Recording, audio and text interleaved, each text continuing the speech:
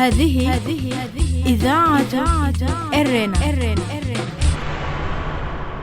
المستمعات الكريمات والمستمعين الكرام، متابعي ذات إرنا حيثما كنتم وحيثما يصلكم بثنا، أهلا ومرحبا بكم في مستهل البرنامج العربي لهذا اليوم الأربعاء 5 من مايو. كما عودناكم مستمعات الكريمات ومستمعي الكرام، نستهل برنامجنا معكم بنشرة للأخبار، ثم وضمن برنامج متابعات الأسبوعي يفتح الزميل أحمد شريف نافذة هذا الأسبوع على معسكرات اللاجئين في السودان، وفيها يستضيف السيد سعيد عبد الرحمن المدير التشغيلي لمنظمة إيثار، ويتناول معه أوضاع اللاجئين الإريتريين في معسكرات اللاجئين في هذا الشهر الفضيل. يأتيكم هذا البرنامج عقب نشرة الأخبار. قبل ذلك مستمعات الكريمات ومستمعي الكرام، أقدم لكم نشرتنا الإخبارية لهذا اليوم، وهذه أبرز عناوينها. الرئيس أفورقي في الخرطوم في زيارة رسمية. الموت يغيب الصحفي الإريتري آرون برهاني. اللاجئون الإريتريون في معسكرات اللجوء في السودان بحاجة إلى مساعدات غذائية عاجلة. كانت مستمعات الكريمات ومستمعي الكرام تلكم عناوين النشرة، وإليكم تفاصيلها من إذاعة إرنا. إذاعة إرنا، صوت مستقل لإريتريا. كما أشرنا في خبر لنا في 22 من أبريل الماضي بأن الرئيس إسياس أفورقي سيزور الخرطوم للتوسط في الانسداد الذي وصلت إليه المفاوضات حول سد النهضة بين السودان وإثيوبيا، أشارت وكالة السودان للأنباء أمس إلى أن رئيس مجلس السيادة الانتقالي الفريق الركن عبد الفتاح البرهان استقبل في مطار الخرطوم الرئيس إسياس أفورقي الذي وصل برفقة وزير الخارجية عثمان صالح والمستشار يماني قبراب. وكان في استقبال أفورقي في مطار خرطوم بجانب رئيس مجلس السيادة وزيرة الخارجية الدكتورة مريم الصادق المهدي وعدد من طاقم السفارة الإريترية بالخرطوم. وتستغرق زيارة الرئيس الإريتري حسب ما ذكرت وكالة الأنباء السودانية يومين يجري خلالها مباحثات مع رئيس مجلس السيادة الانتقالي عبد الفتاح البرهان حول سبل تعزيز التعاون ودعم العلاقات الثنائية وتطويرها بجانب القضايا المشتركة كما قالت. وسيلتقي الرئيس الإريتري خلال الزيارة بالفريق أول ركن محمد حمدان دوغلو النائب الأول لرئيس مجلس السيادة في السودان. غيب الموت في كندا الصحفي الإريتري المعروف آرون برهاني. وكان زميل آرون برهاني أحد مؤسسي صحيفة سيتيت، وهي إحدى الصحف الخاصة في إريتريا في فترة الصحافة الحرة، والتي تم إغلاقها في الحملة الحكومية ضد الصحافة الخاصة في إريتريا، والتي أدت إلى اعتقال رؤساء تحرير الصحف الخاصة في سبتمبر من عام 2001. وصادف أن كان الزميل برهاني في مهمة عمل في الخارج أثناء حملة الاعتقالات المشؤومة، واستقر لاحقا في كندا حيث أسس موقع مفتح، وهو موقع إعلامي خصصه للدفاع عن الصحافة في إريتريا وكذلك للدفاع عن زملائه المعتقلين في السجون حتى اليوم. حصل الزميل الراحل على الإجازة الجامعية في الإعلام من جامعة أسمرة. الجدير بالذكر بأن الموت كان قد غيب أيضا الزميل الراحل ملكياس محرتاب رئيس تحرير صحيفة قسط دبنة الخاصة في أسمرة في الولايات المتحدة الأمريكية. وتتقدم إذاعة أرنا لأسرة الفقيدين بخالص التعازي على هذا الفقد الجلل، سائلة المولى لهم الصبر وحسن العزاء. في لقاء مع إذاعة أرنا الدولية بمناسبة العشر الأواخر من شهر رمضان، قال السيد سعيد عبد الرحمن المدير التشغيلي لمنظمة إيثار للإغاثة بأن الألوف من سكان معسكرات واد شريفي والشقراب وكيلو 26 وأم قرقور بحاجة ماسة للمساعدات الغذائية خاصة في شهر رمضان. وقال بأن أغلب هؤلاء هم من سكان المعسكرات المسجلين والذين يبلغ عددهم حوالي 140 ألفا، إضافة لأضعاف هذا الرقم من غير المسجلين الذين يعيشون تحت خط الفقر والذي قدره $1 في اليوم. وقال السيد عبد الرحمن بأن منظمة إيثار وزعت 9,000 طرد غذائي من مجمل 30,000 طرد غذائي تم توزيعها بالعمل مع منظمات كبيرة وإيري هوب وأمانة وكافل، وأن ذلك غطى فقط نسبة 30% من حاجة اللاجئين الغذائية. وأهاب السيد عبد الرحمن بأهل البر والإحسان بمضاعفة مساعداتهم خاصة مع حلول العشر الأواخر من الشهر الكريم، وأشار إلى أن حجم المعاناة ظهر عندما قمنا بتوزيع 750 طرد غذائي، بينما كان عدد المحتاجين يصل إلى 10,000 محتاج. ويمكن الحصول على أرقام الهواتف ووسائل التواصل للتبرع عبر الاستماع للمقابلة التي سنقدمها لكم بعد نشرتنا الأخبارية. كانت مستمعاتي الكريمات ومستمعي الكرام تلكم نشرة الأخبار قدمتها لكم من إذاعة إرينا، وهذا تذكير بأبرز عناوينها. الرئيس أفورقي في الخرطوم في زيارة رسمية. الموت يغيب الصحفي الإريتري آرون برهاني. اللاجئون الإريتريون في معسكرات اللجوء في السودان بحاجة إلى مساعدات غذائية عاجلة. استمعتم فيما مضى مستمعاتي الكريمات ومستمعي الكرام إلى نشرة للأخبار قدمتها لكم من إذاعة إرينا. متابعة طيبة أرجوها لكم مع ما تبقى من فقرات برنامجنا.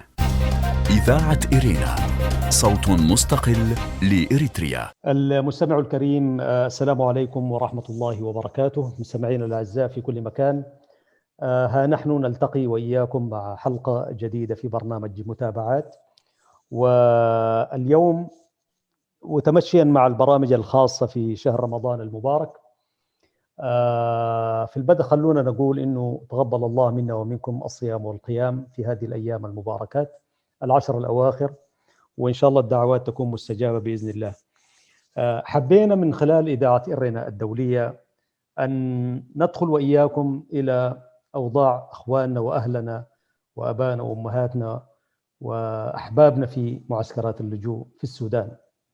يعني كيف يعيش اللاجئ في معسكرات اللجوء؟ ما هي مشاهده والملامح في شهر رمضان المبارك؟ وللحديث عن تلك المشاهد، وكما يقال يعني في كتاب الله عز وجل: ولا ينبئك مثل خبير. يعني وأكثر واحد هو ملتحم ضمن المجموعة المباركة في إيثار أخونا سعيد عبد الرحمن، المدير التشغيلي لإيثار تلك الجمعية أو المنظمة أو الهيئة الخيرية الكبيرة. أنا اتصلت بأخونا سعيد في زمن وجيز فاستجاب، وله الشكر الجزيل. وإياكم مشاهدين مستمعين الأعزاء، أستاذ سعيد مرحب بك في إرينا الدولية. هذه إذاعة إرينا. يا هلا وسهلا بك أخي الأستاذ أحمد شريف وبالأخوة المتابعين في إرينا، وشكرا على هذه الاستضافة الكريمة، وكل عام وأنتم بخير. بارك الله فيك.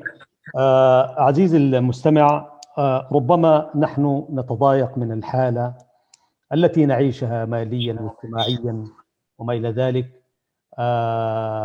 ونقول إنه ما قادرين نستمر ونواصل وهكذا، سواء بالذات الموجودين في المهجر والشتات، وفي نفس الوقت في الداخل برضه هم يعانوا الأمرين جراء الطغمة الحاكمة في البلد.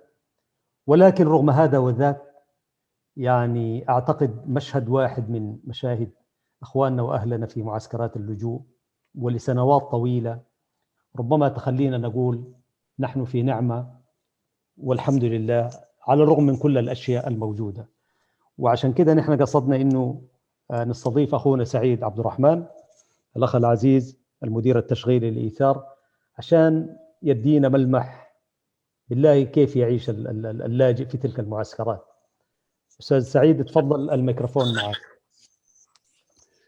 شكرا لك أستاذ أحمد. طبعا الحديث عن المعسكرات وأهلنا في المعسكرات يطول. بادئا في الأمر، يعني أقول للمستمع أنا شخص مريت في طفولتي بهذه المعسكرات في عمر 7، ورأينا المعسكرات ودخلنا فيها، وكنا محظوظين أن أهالينا تمكنوا من ترتيب أمورهم خارج المعسكرات في مدينة كسلا، ومن ثم انتقلنا إلى عدة دول حتى استقر بي في بريطانيا. فأنا لست غريبا عن المعسكرات كإنسان استفاد من الخدمات هناك، وأيضا يعني نجا بروحه مع أهلنا ككثير من الأسر، مئات الآلاف من الأسر التي هاجرت من معسكرات اللاجئين في الستينات والسبعينات، وخاصة في نهاية السبعينات وبداية الثمانينات، يعني أكثر من 1,000,000 لاجئ إريتري عبروا الحدود السودانية، وكثير منهم استقروا هناك. يعني فلك أن تتخيل يعني أخي المتابع، أختي الكريمة، إنه كثير من هذه العوائل في المعسكرات كان ظنهم أنهم سيكونون في هذه المعسكرات لأشهر قليلة ثم يعودون إلى يعني رياض ورحاب إريتريا. فكانت المعسكرات في المقام الأول جهزت فقط لتكون مقر مؤقت جدا لهؤلاء اللاجئين. فالمعسكرات التي بنيت من بداية معسكرات ود الحلو القديمة جدا إلى المعسكرات الحديثة في الشقراط، كلها لم تبنى لتستمر لسنوات. يعني بنيت من البيوت معمولة من القش، القطيات البسيطة جدا، لا توجد مراكز صحية كبيرة، لا توجد مدارس ثانويات. الأمم المتحدة توفر فقط المدارس الابتدائية. النساء ليس لديهم مثلا يعني مراكز تدريب، أو الشباب ما عندهم مستقبل أعمال. لا يوجد يعني تدريب لحرف للشباب اللي تركوا والبنات اللي تركوا التعليم في سن مبكر بحكم عدم وجود الثانويات. فالحالة في المقام الأول هي تعتبر حالة مؤقتة استمرت 55 سنة الآن. يعني لك أن تتخيل المنظر، إنه في مكان مبني بشكل مؤقت لمدة 55 سنة. طيب هذه عاملة كأنه يعني الواحد، تخيل أنت لو عندك مشكلة في بيتك يعني، وطلبت من الجيران إنك تجلس معهم لساعتين 3، فأعطوا لك في الحوش مكان مفتوح وحاجة بسيطة، قالوا لك أوكي تفضل.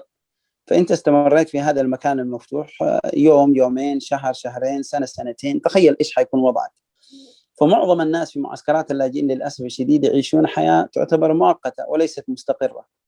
طيب فبعضهم حالتهم تحسنت، عندهم بيوت تعتبر القطاطي فيها يعني منسقة، عندهم حوش معمول من الزنك، بعضهم يعني هذا قليل.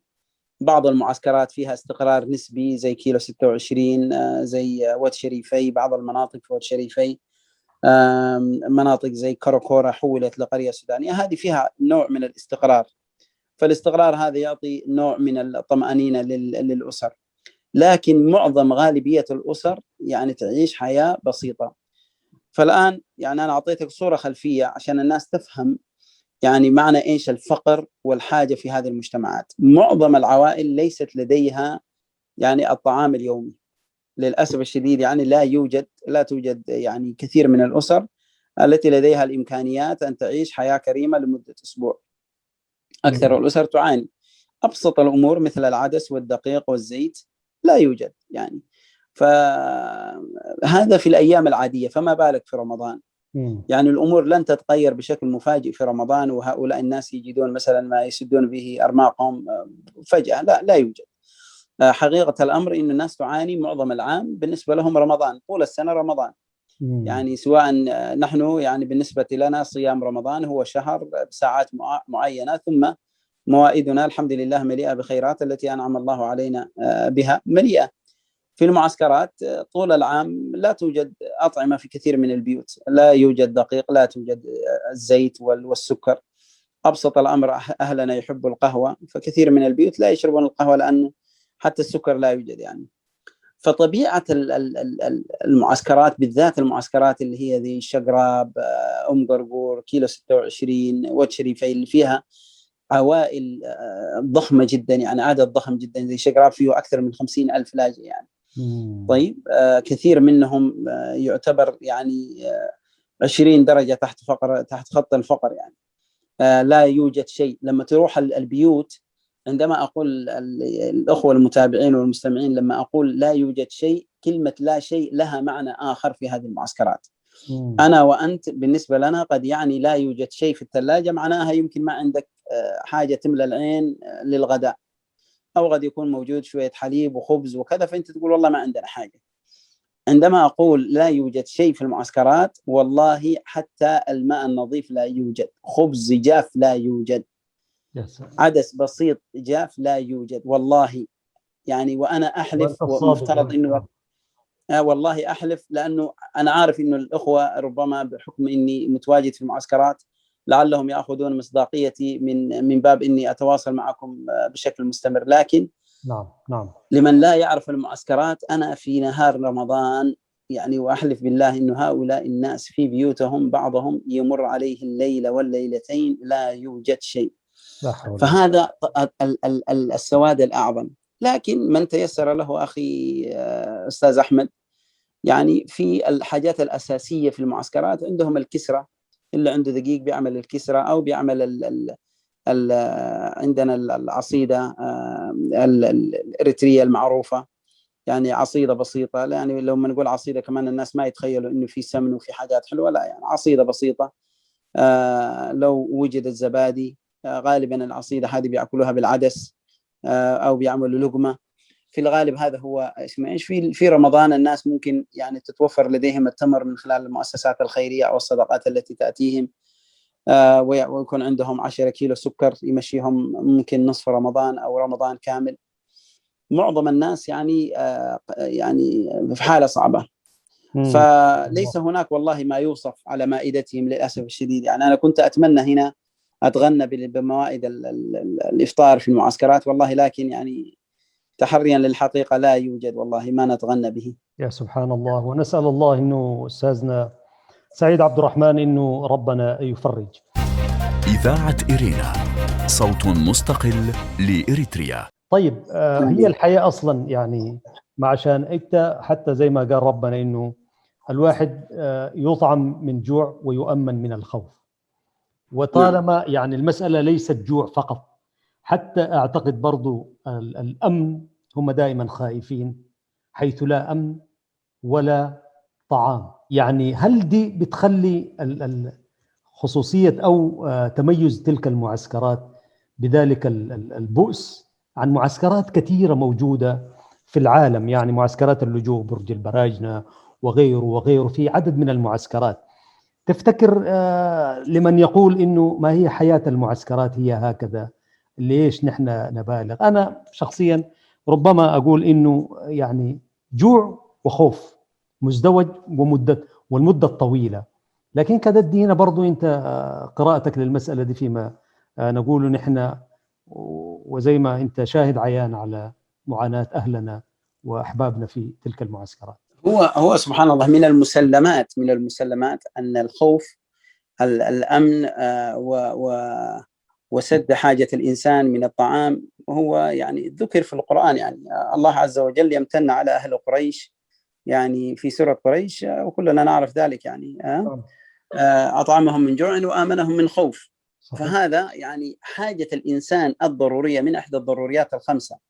طيب بغض النظر عن جنسية الشخص، ديانته أو خلفيته، حاجة الإنسان إلى الطعام وإلى الأمن وإلى الحرية وإلى يعني تأمين الصحة وكذا، هذه الأشياء كلها يعني من الأساسيات. لكن هو ما هو يعني أعظم بلاء في المعسكرات يا أخي أحمد، وهو فقدان الأمل. طيب أنا بالنسبة لي أكبر كارثة شفتها في المعسكرات لما رحت إنه كثير من الشباب والصبايا طيب عندهم فقدان أمل في المستقبل بشكل عجيب. يعني لما تتحدث أنت مع الشباب يعني يقول لك يا عمو، يقول لك انظر إلى المعسكر، هل ترى شيئا غير الموت؟ يعني والله الأطفال الشباب اللي عمره 13-14 سنة لما تكلموا عن الأمل عن الدراسة وعن كذا يقول لك عمو معلش، يقول لك أنت شوف المعسكر كذا، شوف بعيونك، أنت شايف حاجة غير الموت؟ يقول نحن ما عندنا، يعني لو تعبنا مثلا ما في علاج. أنا مدرسة منقطع لأنه ما أقدر حتى يعني لبسة حق مدرسة ما عندي، كيف أمشي المدرسة؟ ما عندي كتاب، ما أقدر حتى أدفع رسوم بسيطة جدا مثلا حق 40-50 جنيه ولا 100 جنيه حقة رسوم امتحان لما يطلبوها مني، وهذه تساوي قيمتها يمكن أقل من $1. طيب ما عنده، فيضطر الطفل يسحب من المدرسة، أو بعضهم يكون المدرسة بعيدة جدا ما يقدر يمشي المدرسة، وفي نفس الوقت يجيب موية لأهله، فيفضل إنه خلاص يومياته يروح يجيب موية مدة ساعة ساعتين. يعني شغله يكون إنه يجيب موية بجركانة بسيطة مدة ساعة، يروح ويجي يوقف طابور عشان موية. حياة بئيسة. فأنت لما تسأل الشباب يعني يقول لك يا عمي يعني ما عندنا أمل، نحن إنه بكرة هذا بالنسبة لنا يعني غير موجود. فتلاقي الشباب بيشد الرحال بيحاول يطلع من صحاري السودان إلى صحاري ليبيا، ويكون طعام للحيتان في البحر المتوسط، ومشاكل اليونان، وانت في اوروبا يعني بيحاولوا يدخلوا لبريطانيا من اوروبا تحت اللواري وغيره. فهو يعرف هذه المخاطر اللي حيطلعها لو انه وجد $100 $200 انه يبدا رحلته، حيبدا مع معرفته انه 50% من زملائه لم يصلوا الى مبتغاهم وماتوا في الطريق، او بيعت اجسادهم كقطع غيار، او اصبحوا عبيدا في ليبيا ومناطق سيناء وغيرها. طيب مع معرفته لهذا تجد الشاب لو وجد $100 يحاول يبدا حياته في هذه الرحله الكابوس العجيب ايوه الاهالي اللي كل يوم بيخاف انه يختفي ابنه. انا قابلت امهات والله ما يعرفوا فين ابنائهم، قابلت امهات يرتعش تقول لك انا خايفه ابني يطلع، ما في باله الا ليل نهار انه يطلع. فبعض الناس وصلوا وبعض الناس ماتوا. فانت في المعسكرات عندك الخوف والجوع، عندك عدم يعني عدم وجود الامل. هذا يعني اليأس الموجود عند الشباب مصيبه كبيره جدا. بناتنا في المعسكرات على فكره مميزات جدا جدا جدا، متميزات في التعليم بشكل عجيب، رغم قله الامكانيات يا استاذ احمد في المدارس في معسكرات اللاجئين. رغم انه يعني الطلبه حتى ما عندهم كتب، يعني احيانا لك يعني تعرف فصل كامل ما في كتاب الا كتاب المدرس، واحيانا والله المدرس ما عنده الكتاب يدرسهم من راسه مما يذكره في الجغرافيا والتاريخ، تخيل. ومع ذلك البنات هذول يحققوا نسبه نجاح يعني تعادل نجاحات الطلبه اللي بيروحوا مدارس خاصه في المدن. لكن الشابه والطفله هذه تعرف انه نهايتها يمكن الابتدائيه، اللي توفقوا دخلوا الثانويه وعدد قليل يخش الثانويه، هذول يعرفوا انه ما في حاجه اسمها جامعه. نسبه اللي يوصلوا للجامعات من جميع المدارس من جميع المعسكرات اقل من 1-2% من الطلبه، لكل 100 طالب عندنا واحد يمكن يدخل جامعه. يا سبحان الله. فهذا يعني كابوس كبير جدا يعتبر، يعني بالاضافه الى الخوف والجوع وعدم الطمانينه في المعسكرات. طبعا هذا عامل كبير جدا يؤثر على العوائل في المعسكرات. يا سبحان الله. هذه إذاعة إرنا. طيب أستاذ سعيد، شكرا على هذه المعلومات، ونتأسف ونتأسى على هذه الحالة، وحاسب الله من كان السبب في ذلك. لكن المجتمع الإريتري برضو أينما كنا نتحمل جزء من تلك الجريمة الإنسانية المرتكبة بحق أولئك الأبرياء. أستاذ سعيد، أنتم في إيثار وآخرون يعني على المستوى الفردي أو الجماعي بنشطوا في تقديم ما يمكن تقديمه. ممكن تضعنا في الصورة أستاذ سعيد عبد الرحمن المدير التشغيلي لإيثار، يعني تواصلكم في هذا الرمضان كان كيف مع الأحباب؟ أنا أعطي لك صورة من آخر شيء حصل اليوم. نعم. اليوم كان عندنا توزيع في معسكر كيلو 26، إحدى المعسكرات القديمة، ومعسكر كيلو 26 فيه ما لا يقل عن ربما 9000 10,000 لاجئ إريتري، والخدمات فيه ضعيفة. اليوم كان عندنا توزيع 750 طرد غذائي في هذا المعسكر. الله. تعرف القرية كلها أو المعسكر كله خرج تأملا في إنه حيستلم حاجة. والله يعني أنا اتصلت في فريقي والله العظيم يعني متأثرين، الدموع في عيونهم على فرحتهم إنهم وزعوا 750 طرد. يقولوا لي يا سعيد كمية الناس اللي ما أخذت والله طلعنا قلوبنا مكسورة كلنا. يا الله، طلعنا قلوبنا مكسورة. قاعد يقول يعني لو عندكم أي حاجة الحقونا والله العظيم. هذا الآن أنا كنت أتكلم مع مدير فريقنا في المعسكر أخونا توفيق، وكنت أتكلم مع المصور والإعلامي حقنا أخونا آدم أبو البشر. والله اللي أعطوني قالوا لي يعني حتى الصور اللي أرسلوا لي هي صور مهزوزة.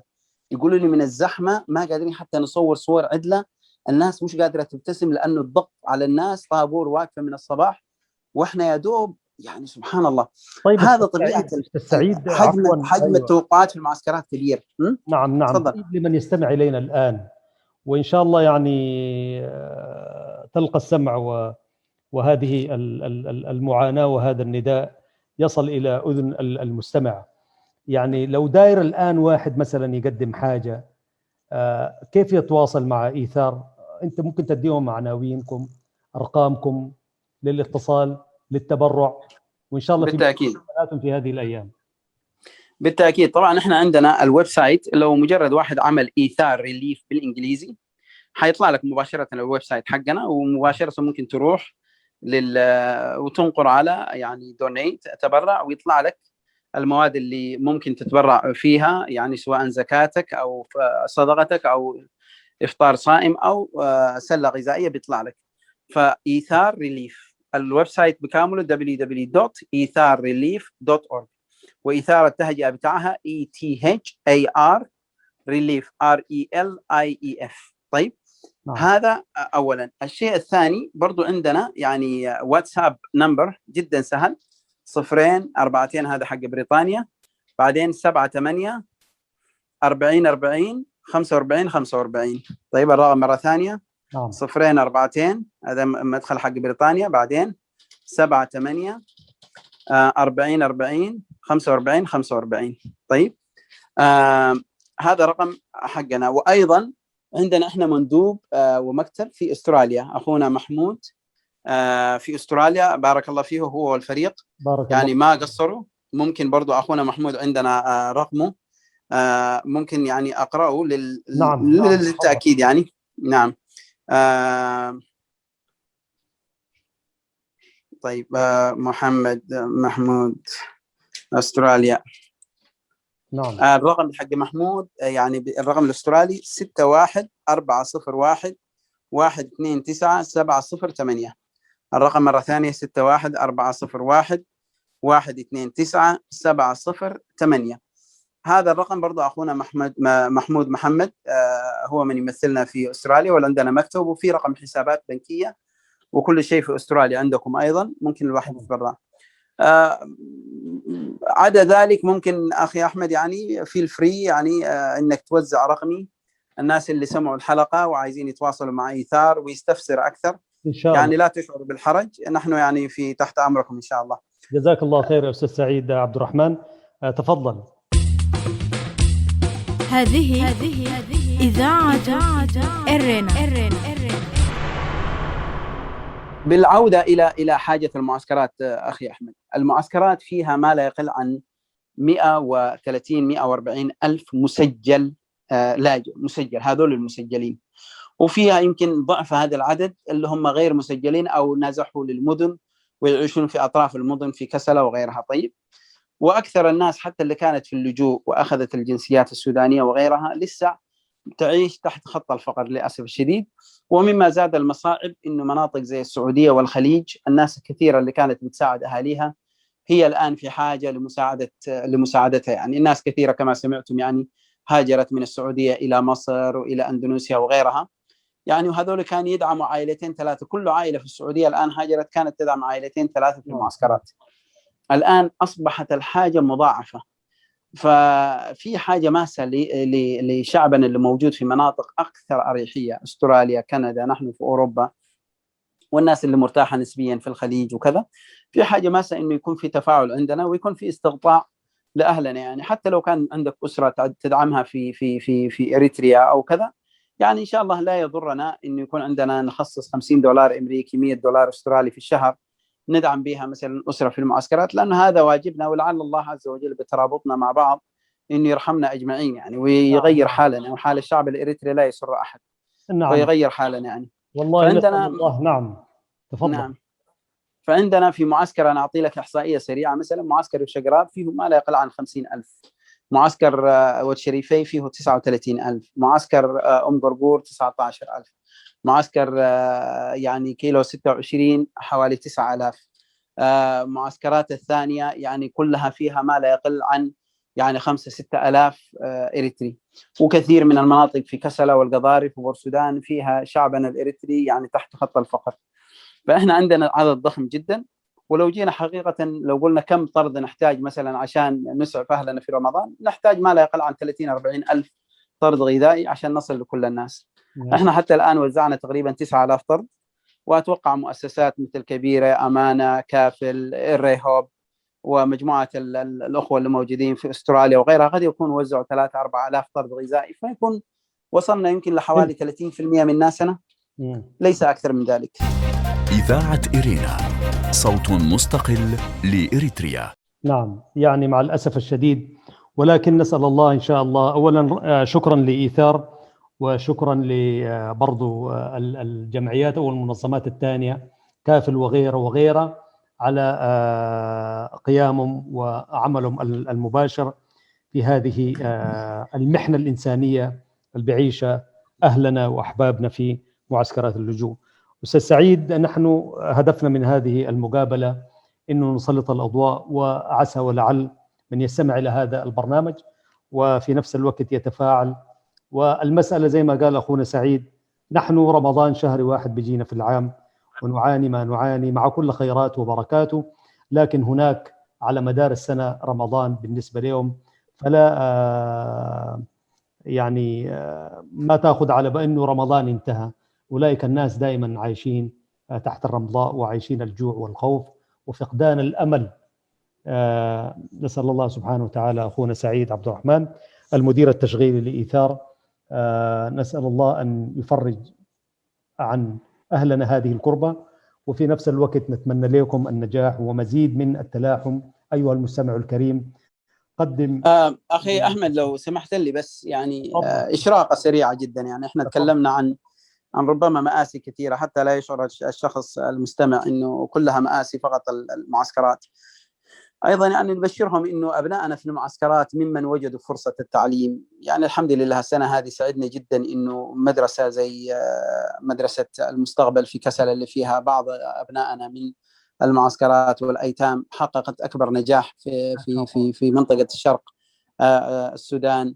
المستقبل أولاد، مدارس عندنا إيثار في القربة ومدارس الرحمة، الثانويات هذه كلها حققت نجاحات كبيرة، وكثير من الطلبة الآن على استعداد يذهبوا إلى الجامعات. عندنا الحمد لله دورة تدريبية كانت للنساء في أن يكونوا مستغلات ويديروا أعمالهم الخاصة. أكثر من 60 امرأة خلصت الآن دورة تدريبية وعلى استعداد يعني يقفوا على أقدامهم بحول الله. عندنا مشاريع كثيرة في المياه الحمد لله نجحت، ومشاريع في الصحة، بنينا مستشفيين الآن بصدد بناء مستشفى ثالث في معسكرات اللاجئين في اليمن، مستشفى كبير جدا بقيمة أكثر من 150,000 دولار. الحمد لله في بوادر أمل قاعد نشتغل في البنية التحتية، وفي مشاريع إن شاء الله تعطي نفس لمجتمعنا هناك. فقط كل ما نحتاجه بالذات من الشباب المثقف المتعلم إنه يكون في تواصل بيننا. يعني سبحان الله، يعني نحن أخي أحمد لو عندي دقيقة، نحن أنا أتخيل أحيانا والله يا أخي أحمد إن يوم القيامة أقف ويكون على جنبي مثلا زي الله يرحمهم يعني إدريس عواتي، صالح عثمان سبة، محمود سبة، المناضلين الكبار اللي أفنوا حياتهم من أجل إريتريا. طيب أتخيل يعني إنهم واقفين أمامي ونحن منتظرين الحساب، ويسألوني ماذا حدث في إريتريا. يعني أنتوا يا اللي كان عندكم فرص في أوروبا، يا اللي كنتوا مثلا مثقفين خلصتوا جامعات، عملتوا إيه لبلدكم؟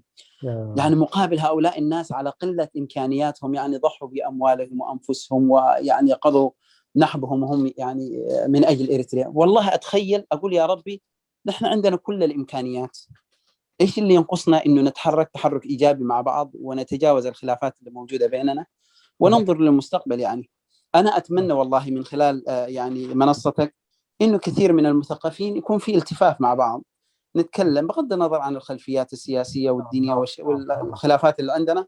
يعني أهم شيء في الدنيا هذه هو روح المواطن. يعني الإنسان هذا، الشعب الفقير اللي قاعد يعاني على مدى 60 سنة و70 سنة، سبحان الله، يعني آن الأوان إنه نحن نعمل تغيير إيجابي نحن نفسنا، يكون عندنا بصمة في حياة الحياة الإنسان الإريتري، ويكون عندنا بصمة تغيير. فأتمنى والله من خلال هذه المنصة يكون في تواصل بيننا. نحن جدا سعيدين في إيثار إنه أي مجموعة تحب تتعاون معنا إن شاء الله متواجدين وتحت أمرهم. هدفنا الأساسي متواجدين نحن لخدمة الشعب الإريتري يعني. طيب فإن شاء الله يكون يعني هذا رمضان دافع لكلنا ويتقبل مننا الله عز وجل إن شاء الله. بارك الله فيك يا سيد الكريم الأستاذ أخي العزيز سعيد عبد الرحمن المدير التشغيلي لإيثار. ما عندنا أي تعليق غير أنه نقول أيها المستمع الكريم، قدم لحاضرك دنياك وقدم لآخرتك. هؤلاء جزء لا يتجزأ منك أينما كنت، في أوروبا، في أمريكا، في أستراليا، في الشرق الأوسط، في أي مكان داخل البلاد وخارج البلاد، هنالك جزء يئن ويعاني. فنرجو أن شاء الله نكون بهذه الحلقة يعني شوية ضربنا أو حركنا شيء، وناقص الخطر هو ماثل أمامنا لمن ألقى السمع وهو شهيد. أشكرك باسم كل المستمعين أخي العزيز سعيد عبد الرحمن على تفضلك وحديثك، ونحن إن شاء الله عبر هذه الإذاعة الدولية نأمل إن شاء الله أن نكون دائما عند حسن ظنكم، ونقدم ما يمكن تقديمه لأهلنا وأحبابنا في تلك المعسكرات. شكرا لكم، محدثكم أحمد شريف برفقة الزملاء فتحي عثمان وبنيام سمعون في الهندسة الإذاعية والإشراف والإخراج العام. تحياتنا والسلام عليكم ورحمة الله وبركاته. شكرا لك أخ سعيد. شكرا جزيلا جميعا. السلام عليكم. وعليكم السلام ورحمة الله. هذه إذاعة إرنا. المستمعات الكريمات والمستمعين الكرام، أهلا وسهلا بكم مجددا. قبل ختام فقرة برنامجنا أقدم لكم موجزا سريعا لأهم ما ورد في صدر نشرتنا الإخبارية لهذا اليوم. الرئيس أفورقي في الخرطوم في زيارة رسمية. كما أشرنا في خبر لنا في 22 من أبريل الماضي بأن الرئيس إسياس أفورقي سيزور الخرطوم للتوسط في الانسداد الذي وصلت إليه المفاوضات حول سد النهضة بين السودان وإثيوبيا. أشارت وكالة السودان للأنباء أمس إلى أن رئيس مجلس السيادة الانتقالي الفريق أول ركن عبد الفتاح البرهان استقبل في مطار الخرطوم الرئيس إسياس أفورقي الذي وصل برفقة وزير الخارجية عثمان صالح والمستشار يماني جبراب. الموت يغيب الصحفي الإريتري آرون برهاني. غيب الموت في كندا الصحفي الإريتري المعروف آرون برهاني، وكان الزميل آرون برهاني أحد مؤسسي صحيفة سيتي، وهي إحدى الصحف الخاصة في إريتريا في فترة الصحافة الحرة، والتي تم إغلاقها في الحملة الحكومية ضد الصحافة الخاصة في إريتريا، والتي أدت إلى اعتقال رؤساء تحرير الصحف الخاصة في سبتمبر من عام 2001. وصادف أن كان الزميل برهاني في مهمة عمل في الخارج أثناء الحملة المشؤومة، واستقر لاحقا في كندا حيث أسس موقع وجريدة مفتح، وهو موقع إعلامي خصصه للدفاع عن حرية الصحافة في إريتريا. اللاجئون الإريتريون في معسكرات اللجوء في السودان بحاجة إلى مساعدات غذائية عاجلة.